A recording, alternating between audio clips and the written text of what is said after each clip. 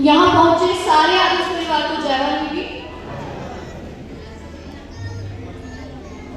कल योगिमा पर हम पावन वाल्मीकि तीर्थ पर पहुंचे थे और आज हम वाल्मीकि उपवन पर पहुंचे हैं। उसी योगिमा पर के दूसरे भाग को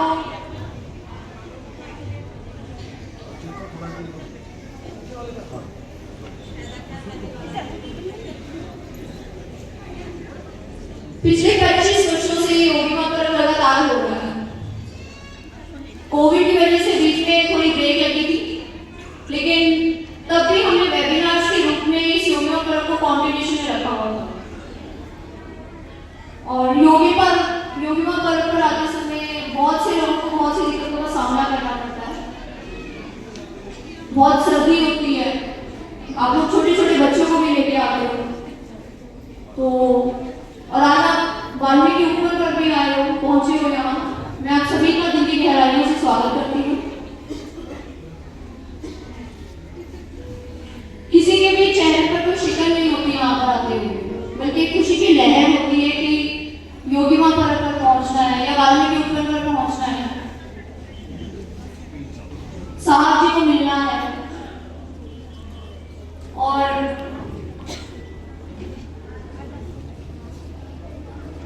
यहाँ आने से 2-3 दिन पहले मैं कुछ पुरानी वीडियोस रिकॉर्डिंग्स देख रही थी योगिमा पर्व की। कुछ ऐसा संचालन करने की कोशिश करना चाहती थी कि डैडी इतने बड़े मंच को कैसे संभालते थे, जहाँ पर पीछे तक के लोगों का, पूरे आदर्श परिवार का चेहरा तक भी ठीक से नहीं दिखता। हम सारे जानते हैं आदर्श का दूसरा नाम ही अनुशासन है, लेकिन तब भी बीच में कुछ लोग होते हैं, चुप नहीं करते। उसकी वजह से वॉलंटियर्स को खड़ाना पड़ता है। अगर आदर्श परिवार पूरा एक अनुशासन को समझ रहे तो कल को वॉलंटियर्स की बैक एरिया में भी जरूरत नहीं पड़ेगी।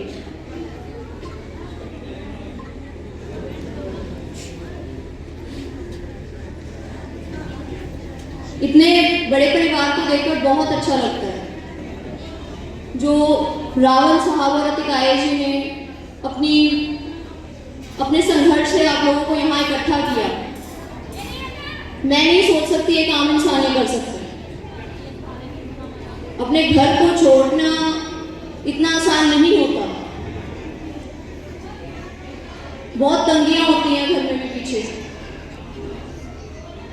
और सब लोग इस बात को समझते नहीं है।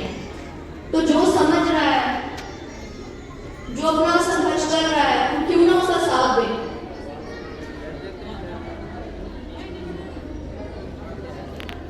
आदर्श एक ऐसा प्लेटफॉर्म है हम दलितों के लिए। आदर्श सिर्फ एक संस्था नहीं, परिवार है। और यहाँ पर मैं जितने भी आप लोग बैठे हो, मैं शायद सबको जानती भी नहीं हूँ, ना सबसे कोई बात की हो, लेकिन फिर भी आप लोग बैठे हुए को बिल्कुल परिवार के जैसे ही लग रहा है। क्योंकि जो ये संघर्ष करते हैं, बाद में घर में आके हमें हमारे कान में तो कुछ बात पड़ती होगी ना, हमें भी अच्छा लगता है जब आप लोग इनका साथ देते हैं। भरोसा बनाना आज के टाइम में बहुत मुश्किल होता है, लेकिन आदर्श ने वो चीज कायम की है। और मुझे बहुत गर्व है अपने कौम पे, अपने आदर्श परिवार पे। हमारे बहुत से सीनियर्स रहे हैं जिन्होंने इस मंच से अपने अनुभव को साझा किया है। कुछ लोगों की बातें तो मतलब उनकी बातें सुन के तो कई बार आंखें भी भर आती हैं। और सारी भजन मंडली, मैं समझती हूँ क्योंकि मुझे राइटिंग का शौक है थोड़ा, किसी के बारे में कुछ सोचकर लिखना बहुत बड़ी बात होती है। आप लोग अतिकाय जी को, रावल साहब के बारे में आप लोग अपने दिल की जो बातें अपने भजन में पिरोते हैं, मैं आपका सच में धन्यवाद करना चाहती हूँ। और बहुत बड़ी बात है किसी के बारे में कुछ लिखना, और आप जब गाते हैं तो सारी संगत आपको बैठ के सुनती है, ये इनका प्यार है उनके लिए। आदर्श ने ऐसे ऐसे लोगों को पैदा किया है। आदर्श, वाल्मीकि कौम, दलित लोग, हम सारे मतलब हमारी पहचान ही ऐसी होती थी कि जिनके पाँव में जान नहीं है, जिनको आगे बढ़ने का मौका दिया नहीं जाता था, और कुछ लोग खुद ही मतलब अब क्योंकि उस टाइम से निकले हैं, उस समय से निकले हैं, तो कोशिश करने से भी मतलब हाथ पीछे खींचते थे। लेकिन आदर्श ने हमारी कौम को शिक्षा की तरफ प्रेरित किया है, नशाखोरी से दूर किया है। बहुत सारे लिविंग एग्जाम्पल हम सबके बीच में ही बैठे हैं। मुझे ये सब देखकर बहुत खुशी होती है। अगर ये जज्बा पैदा किया है मरी हुई कौम में, तो सिर्फ और सिर्फ आदर्श ने किया है, दशरथन रावण जी ने किया है। नहीं तो परमात्मा के नाम पर पता नहीं कितनी संस्थाएं बनी हुई हैं, सबके नाम भी नहीं मुझे पता होंगे, लेकिन ऐसा काम और कौन कर रहा है? आप सबके सामने ही है। कौन सी संस्था आपको पढ़ाई के लिए प्रेरित कर रही है, शिक्षा की तरफ आपको धक्का दे रही है? कौन सी संस्था आपको नशे से मुक्त कर रही है? कौन सी संस्था आपको अपने ही वाल्मीकि धर्म के बारे में शिक्षा, परमात्मा की शिक्षा आपको बता रही है?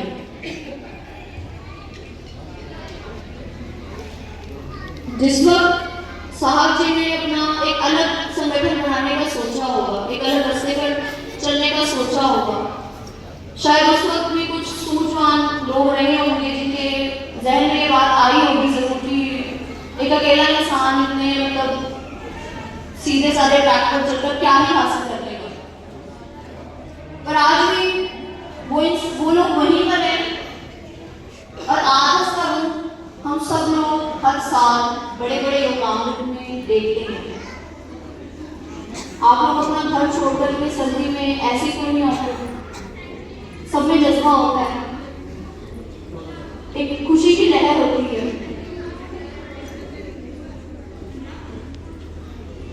अधिकारी जी ने ऑन हाई ये बात 2019 के योगिमा पर्व पर बोली थी कि साहब जी ने हमें एक ऐसा सपना दिखाया है कि हमारा एक ऐसा आश्रम हो, एक आश्रम हो जो सिर्फ और सिर्फ आदर्श की आइडियोलॉजी में चले, और वो सपना खुली आंखों से देखा गया था। वो सपना सिर्फ साहब जी का दो आंखों का नहीं, बल्कि असंख्य आंखों का, अनगिनत आंखों का था। उनमें से दो आंखें आज परमात्मा के चरणों में जाके राजी है।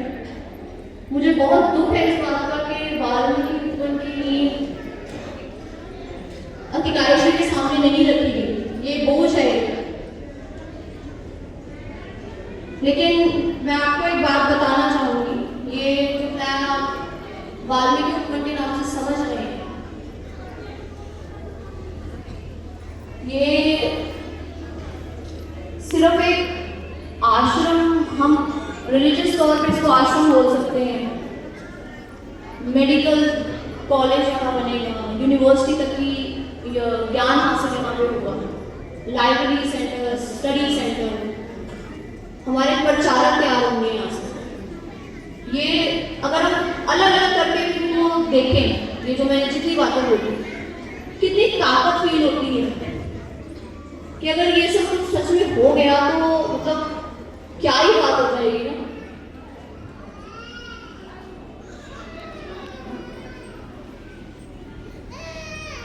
और आज की जनरेशन के लिए मैं कुछ कहना चाहूंगी, हो सकता है मेरी बात किसी को बुरी भी लगे, लेकिन आज के बच्चों के पास सारी सुविधाएं हैं, सबके पास अपने अपने मोबाइल फोन हैं, मेरे पास भी है, लेकिन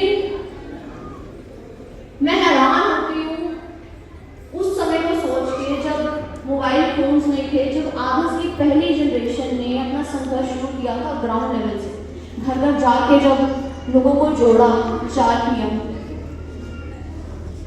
परमात्मा की शिक्षाओं के बारे में बताया। वो जो टाइम था वो शायद मतलब सोचने में भी बहुत हैरानी होती है कि कैसे किया होगा इन्होंने। हो सकता है जैसे कल साहब जी ने बताया योजना पर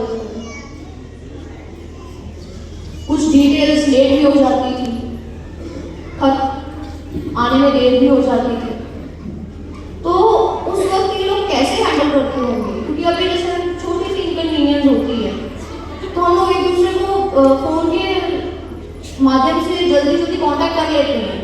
अभी यहाँ पर ड्यूटी वाली लड़कियां सारी पूरी नहीं आ मतलब पहुंची नहीं थी, तो मैं फोन कर रही थी क्योंकि मेरे हाथ में है, तो उस टाइम इनके पास तो नहीं होता था। और चलो अगर मान लो किसी एक आदमी के पास होता भी था तो सबके पास तो नहीं था ये साधन।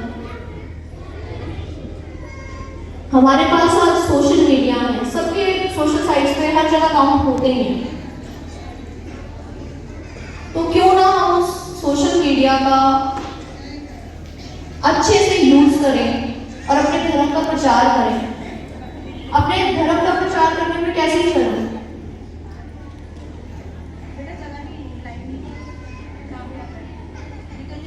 मुझे याद है मैं स्कूल में थी जब 12th स्टैंडर्ड में, हमारी एक ट्रिप प्लान हुई थी स्कूल की तरफ से, लेकिन वो ट्रिप 14 अप्रैल की थी, तो वो बाबा साहब का दिन हो गया, तो थोड़े दिन बाद डीसी की तरफ से ऑर्डर्स आए तो वो एक नेशनल हॉलिडे डिक्लेयर हो गई थी और हमारी ट्रिप कैंसिल कर दी थी।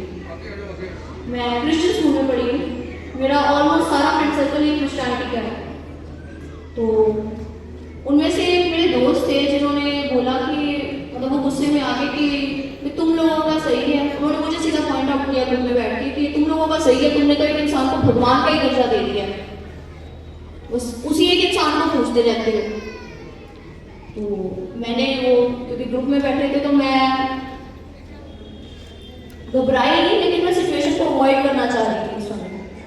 मैं हंस के बस मैंने उनको एक ही बात बोली कि चलो कोई बात नहीं, दिवाली और क्रिसमस की भी तो छुट्टी मिलती है। तो उन्होंने मुझे और गुस्से में आके बोला कि Jesus was crucified for your sins, कि जो यीशु मसीह थे वो तुम्हारे पापों की वजह से सूली पे चढ़े। मेरी हंसी निकल गई। मैंने कहा मैं तो 2002 में पैदा हुई हूँ, वो तो इतने पहले मतलब उनको सूली पे चढ़ाया गया, ऐसा मैंने क्या कर दिया? तो अब मेरी हंसी में भी उनको बहुत गुस्सा आया। वो दिन था, आज का दिन है, हमारा बॉयकॉट हो चुका है, नो कॉन्टैक्ट वाली सिचुएशन है।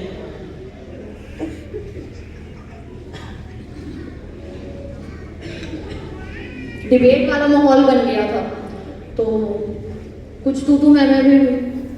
मैंने बताया उनको, उनके सवालों का जवाब दिया कि जिस इंसान की वजह से, मैं भगवान नहीं बोल रही हूँ, लेकिन जिस इंसान की वजह से मेरी जाति के लोगों के शरीर पे से, गले पर से मटका और कमर पर से झाड़ू हट जाए तो क्या वो पूजनीय नहीं है?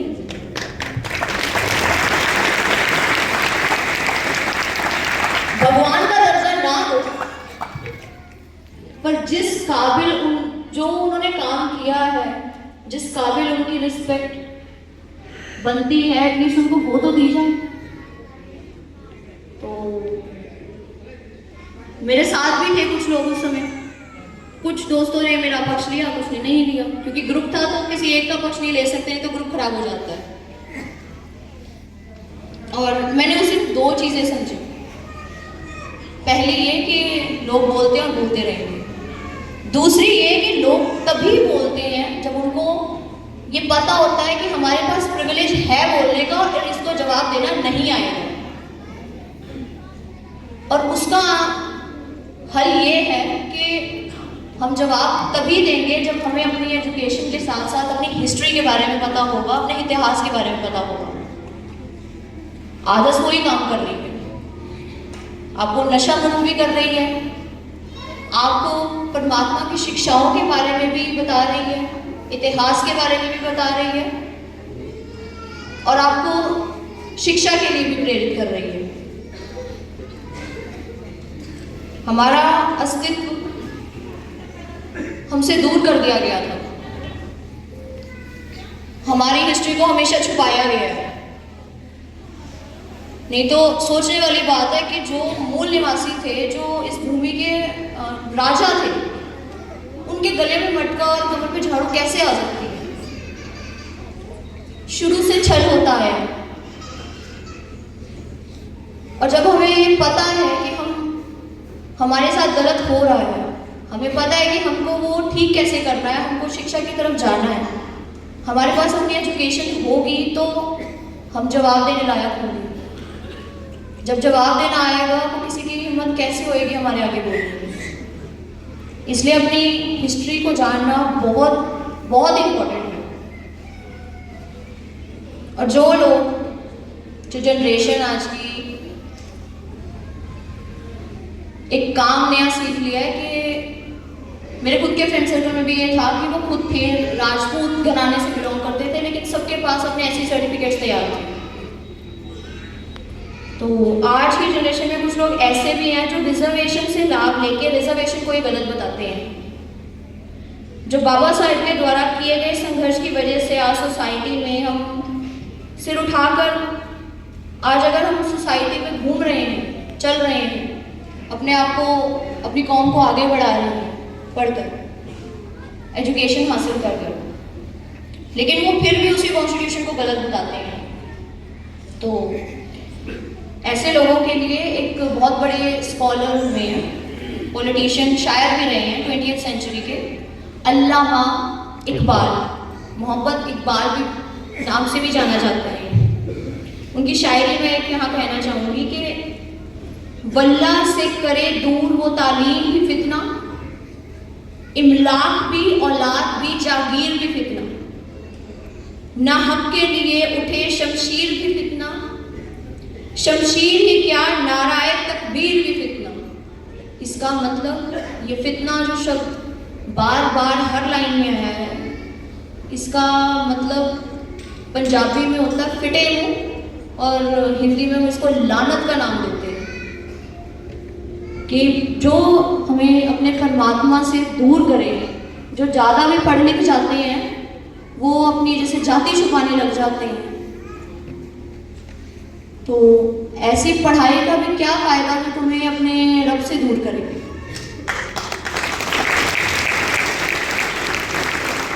इमलाक पैसा, औलाद अपनी संतान, जागीर अपने प्रॉपर्टी, इन सब चीज़ों का क्या फायदा जो आपको अपने परमात्मा से दूर करे।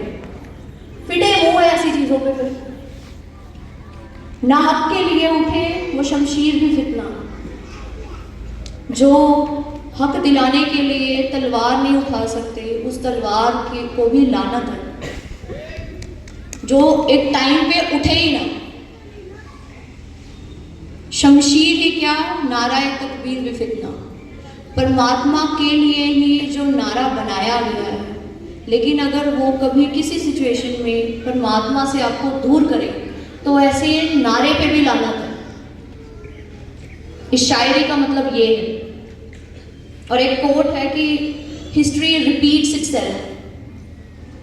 मुझे लगता है, मैं मानती हूँ कि हिस्ट्री तभी रिपीट होती है, हमारा इतिहास तभी दोहराया जाता है जब हम सेम मिस्टेक्स करते हैं। गलतियों से सीखेंगे नहीं तो बार बार यही होगा।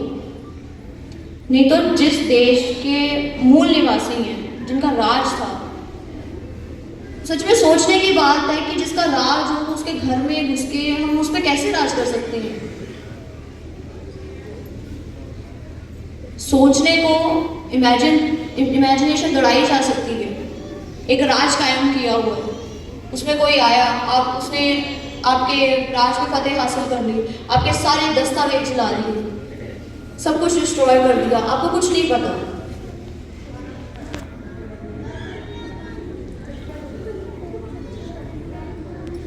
ना समझोगे तो मिट जाओगे ए वाल्मीकि लोगों, तुम्हारी दास्तान तक ना होगी दास्तानों में।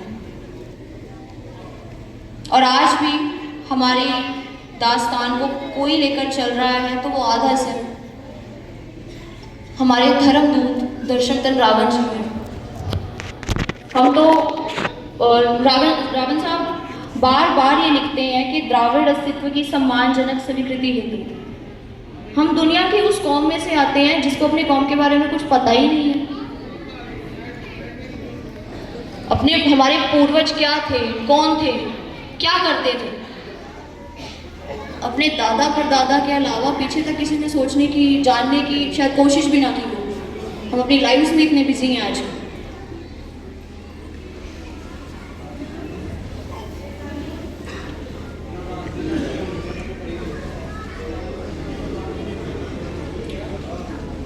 ओम देवांतक जी की कलम से एक लाइन लिखी हुई है।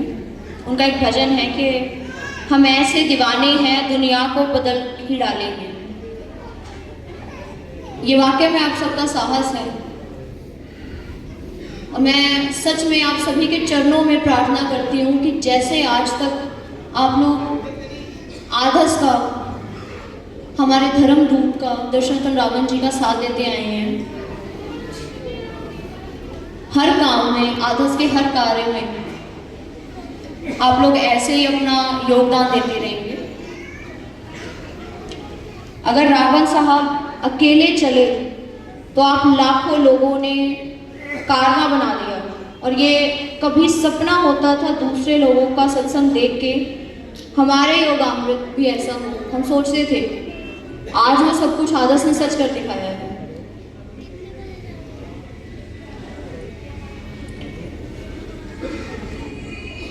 इन्हीं शब्दों के साथ मैं अपनी बात पे विराम लगाऊंगी। हम सभी यहाँ अपने धर्मदूत को सुनने पहुंचे हैं। जय वाहिगुरु।